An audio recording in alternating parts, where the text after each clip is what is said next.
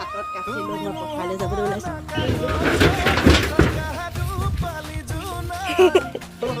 আমাৰ ঘৰৰ দুৱাৰমুখৰ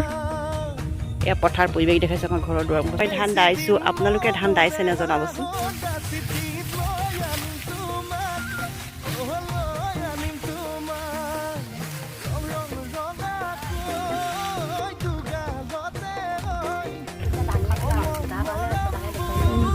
এই ৰেখা চটা